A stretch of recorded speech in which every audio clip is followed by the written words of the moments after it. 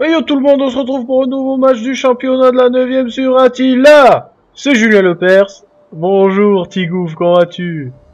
Bonjour Julien, comment allez-vous? Ça va, je tentais une petite imitation au calme. Donc, nous voilà en compagnie de Razas qui joue les Lombards et de Invictus qui joue les Ostrogoths pour un nouveau match, un nouveau choc de titans, Tigouf, n'est-ce pas? Donc nous allons commenter les compos à partir de maintenant parce que je pense qu'on est un peu à la bourre. Donc je vais commencer moi, je vais pas te laisser commencer pour l'instant, enfin pour le moment parce que voilà, j'ai aucun respect. Donc il va y avoir 4 lanceurs germaniques, ensuite du Transfuge Palatingo x4 aussi, du Fideltras x3, de la cavalerie noble germanique x6, 3 sur chaque flanc, et un petit noble germanique. Donc du côté de Razas, Tigouf va vous faire sa petite compo qui est aussi assez simple à... nous avons deux lanciers maîtres lanciers germaniques, Oui. nous avons 3 archers germaniques, Oui. nous avons 4 élus de Godan ici, oui. suivi du noble germanique là, Oui. le général à pied bien sûr, et suivi de la cavalerie germanique noble x6 ici et sur son autre flanc ici. Et voilà. Bah donc moi je trouve que c'est deux compos qui se valent. Razas a un petit avantage sur la cave puisqu'elle est gradée x3 en bronze, alors que Invictus non. Razas a aussi un autre avantage au niveau de la cave, c'est qu'il a des lanciers. Par contre, la ligne de Razas est beaucoup plus faible que celle d'Invictus, qui est tout bonnement énorme. Celle d'Invictus, 4 transfuges Palatingo plus 3 Fideltras, ça pique énormément. À voir l'utilisation qu'ils vont faire, bien sûr. Donc pour l'instant, vous voyez qu'on est du côté de Razas, donc on voit les ordres de déplacement. Razas avance tout bonnement, tout simplement. En marchant, pépère. Voilà, il a raison, il économise l'énergie de son arme. Il épuise pas ses troupes. Une petite charge de cave là sur un des flancs.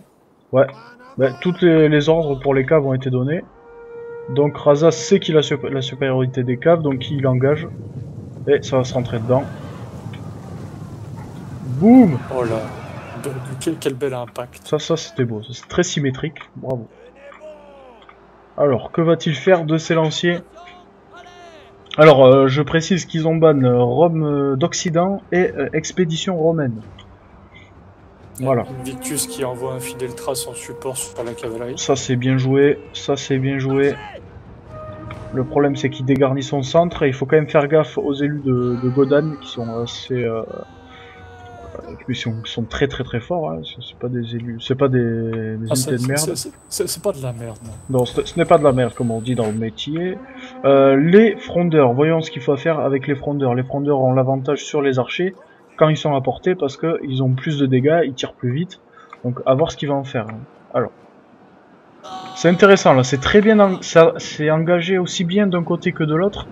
C'est assez chaud, Et je précise qu'Invictus créera la surprise si jamais il gagne contre Razas au moins une manche, parce que Razas c'est le grand favori de ce tournoi.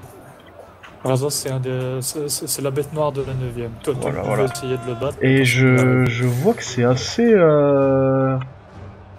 assez dur du côté de Razas. Hein. Ouais, en tout cas sur le flanc gauche. Sur le flanc droit d'Invictus ça se tient, ça va. Ah, la cavalerie de Razas qui commence à céder sur le... Alors par contre, grosse erreur d'Invictus qui a mis ses... Ouais, désolé de t'avoir coupé. Ouais, la cavalerie de Razas qui flanche. Les hommes sont devenus fous. Alors par contre, les transfuges Palatingo se font ouvrir contre les élus de Godan. Là, les frondeurs, ça c'est une grosse erreur. Ils pourraient prendre l'avantage décisif avec les frondeurs. Le problème c'est qu'il les a mis en mêlée. Alors pour quelle raison, je ne sais pas. Peut-être que c'est une fausse manip. Alors, à gauche, ça flanche chez Razas. À droite, ça commence aussi. À droite, ça commence aussi, ouais. Ouais. Après, à voir si Invictus va bien se servir de ses caves libres. Parce que là, Razas prend l'avantage sur le centre. Razas a perdu quasiment la totalité de sa cavalerie. Ouais. Et le problème, c'est que Invictus, je ne sais pas s'il va bien réagir avec ses cavaleries. Là il faut qu'il aille choper les tireurs avec une cave, il faut les arrêter de tirer ces archers là. Là il a une unité oubliée qui pourrait aller faire ça. Là aussi il y a des unités qui viennent se libérer, là aussi. Trompé de couleur. Ah. Aïe aïe aïe. Le problème de Razas là, c'est que les unités sont folles, donc n'obéissent plus à aucun ordre. Quand elles sont folles, c'est ça. Elles font plus mal, elles font du TK, mais elles n'obéissent à aucun ordre. Et là, ça se fait défourailler. Voilà. Les élus de Godon sont en train de tomber contre la cavalerie germanique noble. Peut-être utiliser la cavalerie qui s'est libérée pour faire un petit marteau enclume sur le général, histoire de... Ouais. Bien joué, bien joué. La cavalerie sur le général. Oula, il y a un lag. Où j'ai eu peur.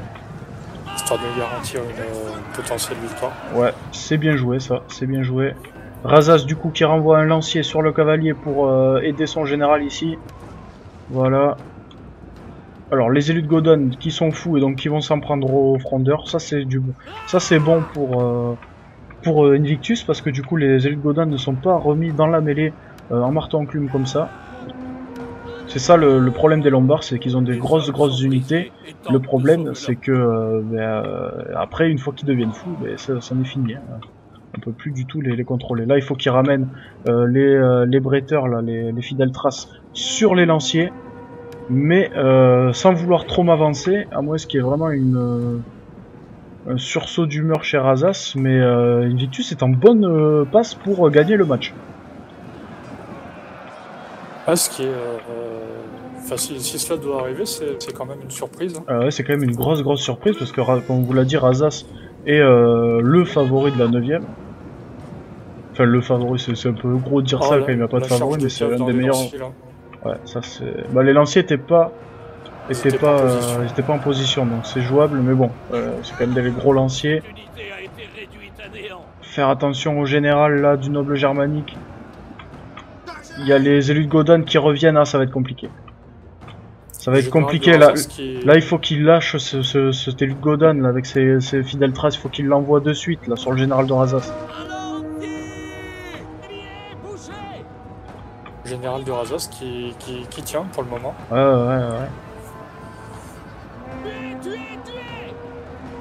Ah, c'est compliqué quand même. Hein. Là, ce fidèle trace là, Invictus, il faut l'envoyer sur le général de Razas au plus vite. Non, pas sur les archers, ça sert à rien, Très bien, je crois que c'est ce qu'il fait, il a l'air de se diriger par là. Bah, c'est ce qu'il va faire. Ouais, c'est exactement ce qu'il faut faire. Il faut faire tomber le général de Razas. Il faut aller chercher ces archers là. Ah non, il va aller dans le tas et pas sur le général. Hein. Oh non, ça c'est une erreur ça. C'est une erreur. Quoique, bon, c'est pas tellement une erreur. Ah ben non, de toute façon les fidèles traces se sont bloqués dans le noble germanique. Donc, je pense que ça en est fini du général de Razas. Ah, les fidèles traces vont assurer la fin du général. Ouais, il reste un élu de Godon ici. Ah, qui court après partir. Ouais. Ah, je pense que nous allons sur une victoire d'Invictus.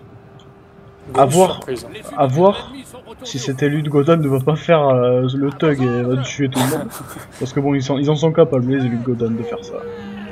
Là, il faut qu'Invictus se reforme. Surtout qu'il y a encore une petite mêlée de 52 unités là, dans le tas. Ouais. Avec le général d'Invictus au contact.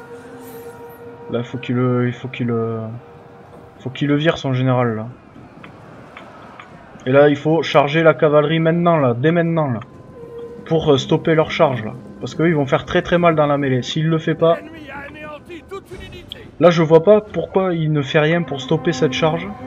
Ah si, c'est bon. Là, ça va être très compliqué pour Razas, ça. Non, ça sert à rien d'aller sur les archers, ils ont plus de munitions. Faut revenir là. Regardez, ils ont aucune munition, ils ont sorti leur petit couteau. Hop. On va aller voir la mêlée, comment ça se passe. Alors, les élus de Godon qui sont de grosses unités. Ah ouais, c'est toujours là, ouais. Toujours quelques-uns là, qui font mal. Alors les élus de Godon, bien sûr, qui ont un gros moral. Regardez, 90 de moral. Malgré la perte générale, malgré les pertes subies. C'est... Même si les élus de Godon font preuve d'une bonne résistance, on peut pas refouler la défaite de Razas. Ah oui,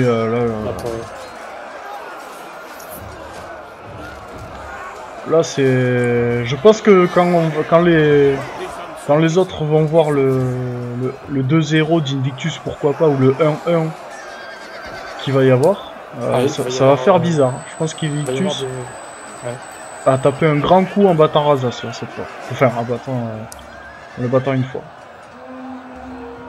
Ah, ce sera minimum match nul là pour Razas. Ouais.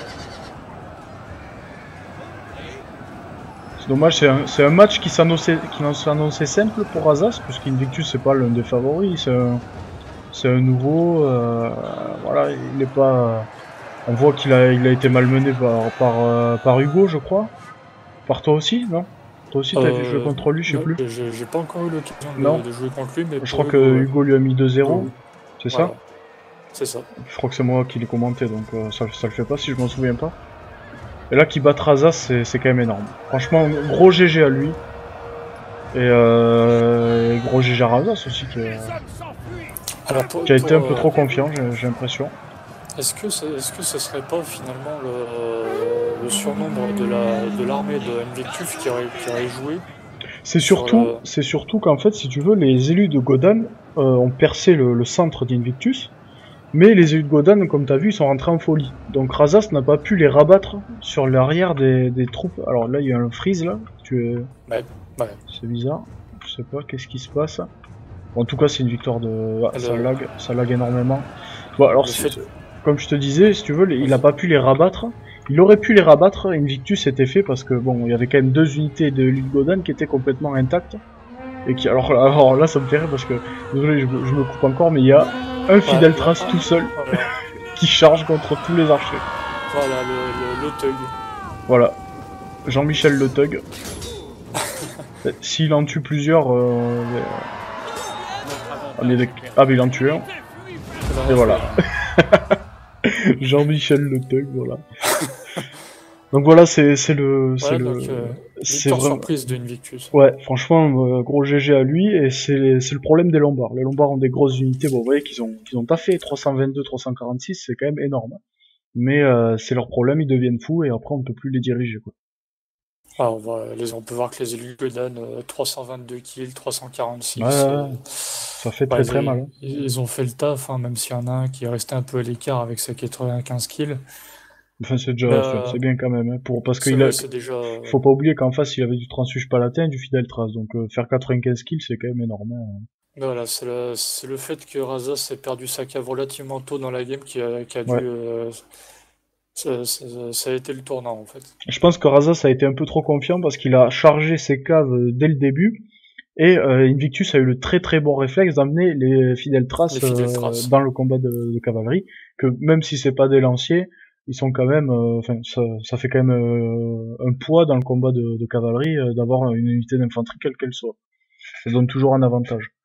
Je pense que ouais, c'est vraiment ça qu'il a été trop confiant puisque Razas avait ses caves gradées x3, Invictus n'avait pas de grade. Il a compté sur les galons de sa cavalerie. Voilà. Sauf qu'il a la zone d'impact entre les deux cavaleries, c'était plus vers l'armée d'Invictus que vers l'armée de Razas. Donc du coup, Invictus a pu envoyer les renforts beaucoup plus rapidement. Et en plus, Razas a amené ses maîtres lanciers sur le centre, alors que, enfin, il aurait été plus logique de les amener sur le combat de cavalerie. Je sais pas ce que t'en penses. Mais moi, c'est ce que j'aurais fait avec la compo de Razas. En tout cas, bien, GG à Invictus, on l'entendait pas sur cette victoire. On va voir le deuxième match. Moi, ça me tarde de le voir. Si Razas va se ressaisir, à mon avis, mais bon. C'est bien joué. Je terminerai là pour cette partie-là qu'il y a un archer quand même à 121 kills. Ouais. Voilà, c'est juste énorme pour un archer. Ouais, il a tapé dans les frondeurs, j'ai l'impression. Les frondeurs qui ont été engagés au corps à corps au début, là, comme on a vu. Alors, ça, c'est bien sûr, il faut pas les utiliser comme ça, les frondeurs. Les frondeurs, c'est fait pour tirer à distance. Frondeur. Et surtout que les frondeurs étaient plus nombreux que les archers étaient à portée des frondeurs.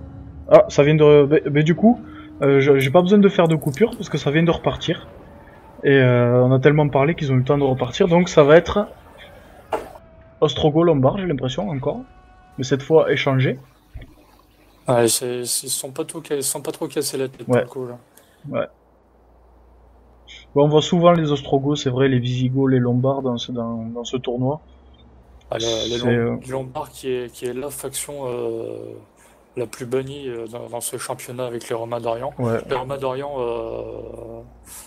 Bizarrement, d'ailleurs, les Romains d'Orient. Ah oui, bon, parce que pas, je pense que les gens ont été traumatisés par la cavalerie Tagma, qui... Alors, qu'est-ce que c'est? Ok, donc Razas nous refait la même compo, mais avec les Ostrogoths. Et cette fois avec du Fidel Thrace. Donc je vais te laisser commenter de suite là la compo d'Invictus si tu veux bien, on va échanger. Bah oui. Et moi je vais commenter. Alors c'est quoi ce bruit là? Ça doit être à moi. Ah d'accord. Alors Je me suis dit putain c'est quoi ce truc quoi. Enfin bref, je te laisse commenter la compo de... On va commencer par la cavalerie, donc cavalier germanique noble pour pas changer, x6. Ouais. x6, on a une première ligne de soldats à massue en armure, x4, ouais. x3 pardon. Ouais. Donc voilà, pour prendre la charge c'est plutôt intéressant. Les élus de Godan x4 en deuxième ligne, le général à pied, noble germanique. Derrière la cave qui seront... il y aura des tirailleurs à chevaux pour les épauler. Tailladeurs de cheval. Tailladeurs, pardon. Ouais. Derrière les deux lignes de front de cavalerie. Ok. Bon ben moi j'aime bien cette petite compo lombard là. C'est pas mal. Alors Razas a fait exactement la même compo que tout à l'heure. Donc c'est-à-dire en avant 2 mètres lanciers qui cette fois va se dépêcher de mettre sur les flancs. Apparemment de ce que je vois. Une cave germanique noble x6 que nous avons gradé une fois sauf celle-ci qui n'est pas gradée. Ensuite 4 fidèles traces, 3 archers germaniques et le noble germanique en général. Alors cette fois Razas met ses lanciers sur les flancs. Il joue toujours à fond l'élite, que de l'élite. Alors est-ce que Razas prend pas un risque en jouant la même composition que la partie précédente? Là ça va être assez compliqué en effet, mais je pense qu'il va pas jouer pareil. Et la faiblesse de Invictus, c'est surtout que son centre, où il n'y a aucune unité capable d'arrêter une charge de cavalerie. Sachant que Razas a un lancier qui peut occuper une cavalerie, moi ce que je ferais c'est j'engagerai le combat de cavalerie avec seulement 2 cavaleries, j'amènerai un lancier, je ferai pareil de l'autre côté, et par contre les cavaleries qui sont sur le centre de sa composition, je les enverrai taper en plein dans le centre, pour ouvrir une brèche et ensuite laisser les fidèles traces travailler, en sachant que les fidèles traces sont bien plus forts que les élus de Godan, on l'a vu tout à l'heure. Enfin, pas bien plus forts, mais ils sont sont meilleurs que les élus de Godan, mais de là à dire bien plus fort, je pense pas. Alors moi, c'est ce que je ferais. Après, ça va être compliqué pour Razas. Mais il faut aussi se dire quelque chose, c'est que Invictus n'a aucun tireur. Et que si Razas réussit à faire tenir sur le long terme la game, les tireurs peuvent faire beaucoup de mal, notamment aux tailladeurs à chevaux qui ont que 15 d'armure, aux tailladeurs de chevaux, et bien sûr au général... qu'il faut focus en général, qui a 38 d'armure, c'est pas énorme. Voilà, que c'est le premier général sur les trois différents... Ouais. Même les élus de Godan, donc 37 d'armure au final. Tirer en enflammé dessus, ça peut les rendre fous en plus, je pense. Donc ça peut être un avantage. Est-ce qu'il voudrait pas justement, parce que là apparemment il vise les soldats à monsieur en armure? Non, je pense qu'il était en auto, là il vise le général cette fois. Il vise le général. Ça c'est une bonne idée. Alors voyons, si le général prend des pertes, une perte sur une salve. Bah, au moins il commence à le blesser le général, ce qui sera beaucoup plus facile à tomber après, là, 2 pertes. Donc là vous voyez que Razas ne joue pas du tout comme tout à l'heure, et là il va même jouer je pense... Ah non même pas, il joue pas comme ça. Là il vient protéger ses archers d'une cavalerie, très bien joué, détaché par Invictus. C'est pas mal, c'est bien joué ça. Là il faut qu'il envoie les tailladeurs à chevaux aussi, il faut pas qu'il se fasse prendre de court comme ça. Là il faut qu'Invictus il a pris la charge. Mette son général à l'écart du... Ouais. À l'écart du front. Et Razas, on voit que Razas est au-dessus dans sa gestion de son armée, parce qu'il a chargé des 2 flancs, hein. C'est lui qui a pris la charge. Invictus a subi complètement, donc là on voit quand même Razas a une micro-gestion au-dessus. Hein. Là, il y a les fidèles traces qui sont envoyés ici pour taper cette cavalerie germanique noble d'Invictus qui a du mal à tomber. Attention, Invictus envoie ses soldats amassus en armure. Bon, les fidèles traces ne craignent pas grand chose. Ce qui est bien avec ces... Désolé, après je te laisse parler. C'est que ces soldats amassus en armure permettent de prendre la charge parce qu'ils ont énormément de défense. Vous voyez, ils ont 42 de défense, une grosse armure, une santé qui est bien. C'est quand même pas mal pour prendre la charge. Les fidèles traces qui entrent au contact là contre les soldats amassus. Ouais. Ah, les soldats amassus qui vont résister un moment, mais pas longtemps. Ouais, mais c'est bien parce que comme ça, c'est les soldats amassus qui prennent la charge et derrière les élus de Godan font le taf, quoi. Le problème, c'est que là, il y a Razas a réussi à faire passer un fidèle trace. Et ah non, non, très bien joué, Invictus qui détache cet élu de Godan. Très très bien joué. Razas qui donne un ordre d'attaque ici. Ça va passer, regardez, ça passe dans un mouchoir de poche, n'importe quoi. C'est très bien joué de la part de Razas. Là, on voit la micro-gestion énorme. Et voilà. Par contre, voilà, Razas qui a continué à focus le général ennemi, là, qui est à 77 sur 120 maintenant. Ouais, là, il a raison, Razas, de faire ça. Hein. C'est exactement ce qu'il faut faire. Il veut s'assurer le match. Et là, Razas essaye de faire passer une cave, celle-ci est interceptée. Les tailleurs de chevaux ont fait un gros taf, hein, quand même. Regardez, ils ont défoncé une cavalerie noble. Razas qui fait quand même passer un marteau enclume, très très bien joué ça. Superbe.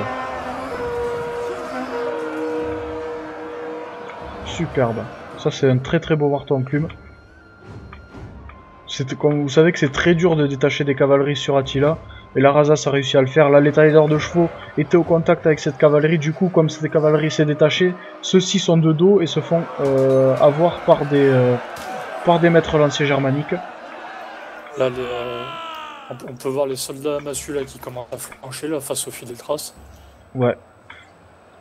Ouais, là. Mais les fidèles traces ont pris une grosse tatane aussi quand même avec les élus de Godan qui sont fous à l'intérieur.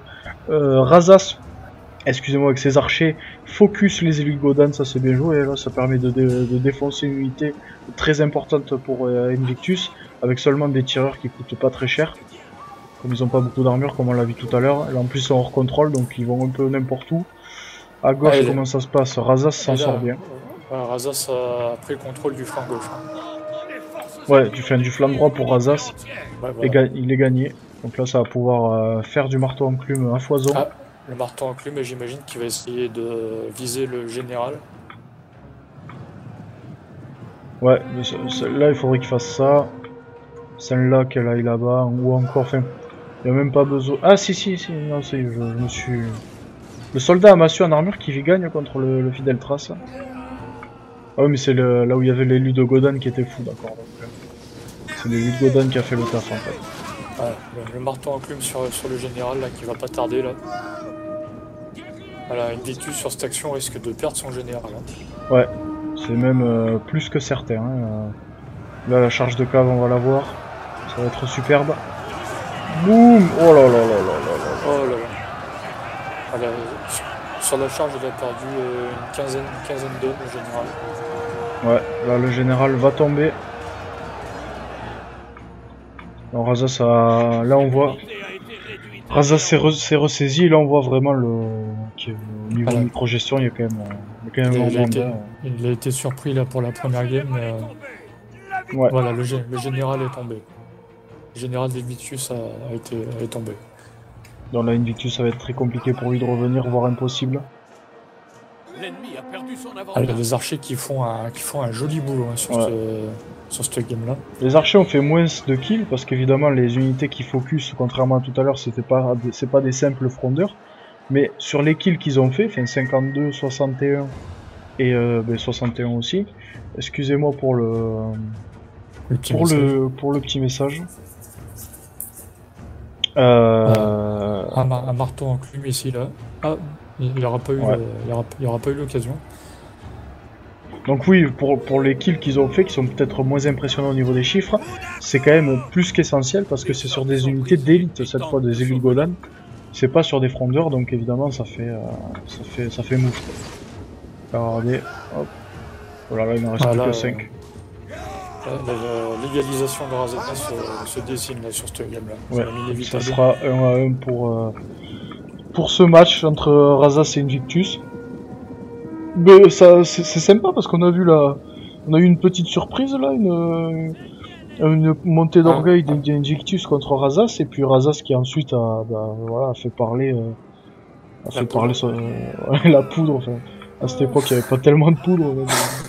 Non, c'est surtout que Razas a fait parler son expérience de Total War et sa maîtrise aussi, parce que bon, c'est pas pour lui lécher le cul ou quoi que ce soit, mais il est quand même au-dessus. Dans la 9ème, il est quand même au-dessus, quoi. Enfin, il y a les mecs de la 9ème, puis il y a Razas. L'unité est à court de munitions. Voilà, et Razas, je pense, se permet peut-être un petit troll là, juste en remplaçant son armée. Ouais, puis non, là, il y a pas grand-chose à faire, parce que là, même une charge, ça servira à rien, puisque bon, c'est les élites Godan, quoi, ils restent Voilà. jusqu'au dernier. C'est la C'est fin. parti. Égalité, je pensais pas que Razas allait faire une égalité aussi rapidement dans le championnat, mais bon, ça fait plaisir, ça donne c'est un peu le petit poussé Invictus qui vient David contre Goliath, quoi. Donc c'est sympa, j'ai beaucoup aimé. Du coup, donc on va voir un peu les unités là du côté des Ostrogoths. Vous voyez là, les lanciers ont fait du gros taf. Les fidèles traces ont pas été si énormes que ça au final. C'est ce que je me disais. Ouais. Les archers, on l'a vu. Qui sort du lot, mais. Ouais. Les archers, on l'a vu. C'est pas impressionnant les kills qu'ils ont fait, mais ils ont été essentiels dans la game. La cavalerie a taffé, était là.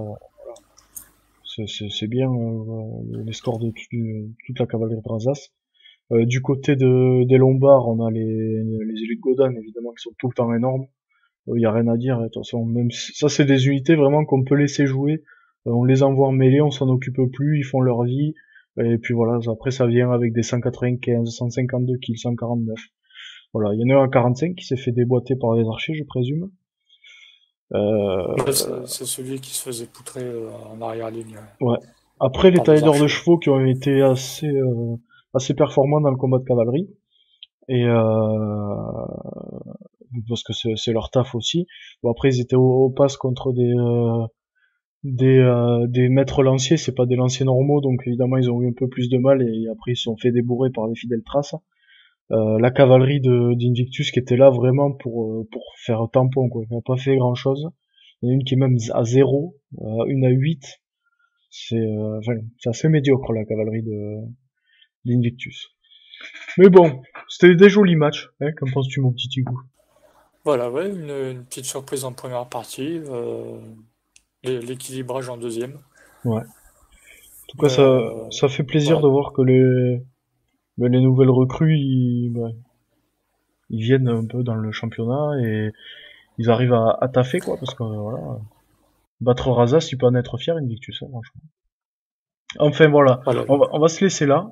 T'as quelque chose à rajouter, Tigouf, hein? Non, ça va aller. Ah, merci. Donc je vous invite aussi, en faisant un petit peu de pub, qu'il y a quand même la campagne de Assassin et Tigouf sur la chaîne de la 9ème. Allez voir. On risque, ça fait un petit moment qu'on a posté de vidéos, mais on va reprendre à mon avis dès demain, avec 3 nouveaux épisodes qui seront postés dans la semaine. Bim, 3 nouveaux épisodes rien que pour vos yeux. Voilà. Ils sont pas payés, mais ils rigolent bien, je vous le dis. Bon. Voilà. Allez, on vous dit salam alaikum et à la prochaine pour un nouveau match de la 9ème. Salam à tous.